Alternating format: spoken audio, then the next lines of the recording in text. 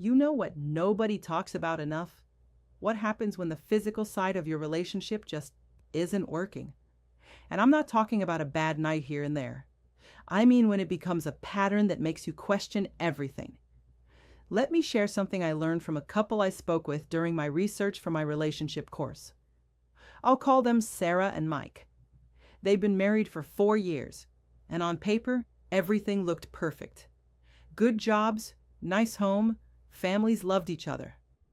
But Sarah told me something that broke my heart a little. She said, I started feeling like I was just there, like he didn't see me anymore. The physical part felt rushed, disconnected. I'd lie there afterward feeling more alone than when I was actually alone. Now here's what's important, and this is what studies on relationship satisfaction consistently show. When physical intimacy lacks emotional connection, it doesn't just affect the bedroom, it affects everything. Sarah started having thoughts she never imagined she'd have. She found herself noticing other men, the guy at the coffee shop who smiled at her, a colleague who actually listened when she talked. She felt guilty about these thoughts, ashamed even. But here's what she didn't realize at the time. Her brain was literally seeking connection. Research from the Gottman Institute shows that humans have fundamental needs for feeling seen, valued, and desired. When those needs aren't met in a primary relationship, our minds naturally start scanning for where they might be met.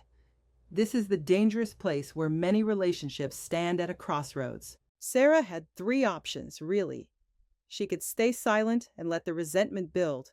She could make a choice that would destroy her marriage and live with that guilt. Or she could do the hardest thing. She could talk to Mike. And this is where their story gets interesting. One night, instead of pretending everything was fine, she said something simple. Mike, I need to talk about us, about our physical relationship. And it's going to be uncomfortable, but I need you to really hear me. Now, Mike's first reaction wasn't great. He got defensive. What do you mean it's not working? We have sex regularly. But Sarah stayed calm. She said, it's not about frequency. It's about feeling invisible. I need you to be present with me, not just going through motions. This opened up a conversation they should have had years earlier. Mike admitted he'd been stressed about work, disconnected from his own body, operating on autopilot. He didn't even realize Sarah felt neglected because in his mind, he was doing his duty. And that phrase right there, doing his duty, that's where so many relationships struggle.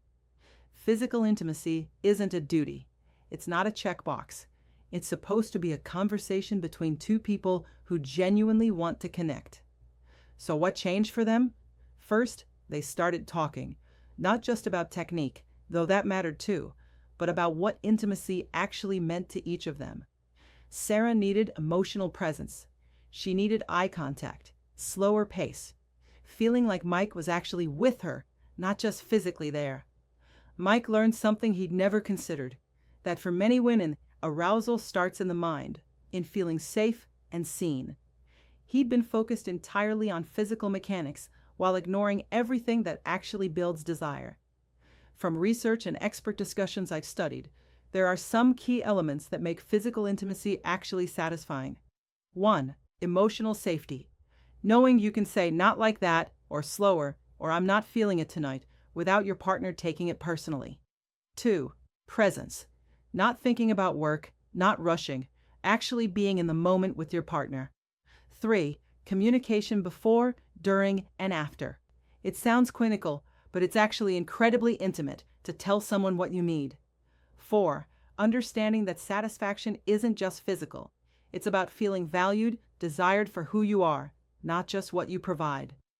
For Sarah and Mike, it didn't change overnight. They had awkward conversations. They had to unlearn patterns they built over years. Mike had to confront the fact that he'd been a passive participant in his own marriage. But 6 months later, Sarah told me she felt seen again. She said the physical part got better because everything else got better.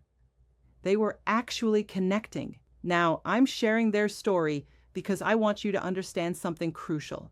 If you're in a relationship where intimacy feels one-sided, disconnected, or just empty, You're not alone, and you have a choice.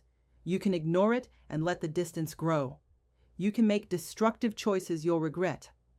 Or you can have the uncomfortable, vulnerable conversation that might actually save your relationship.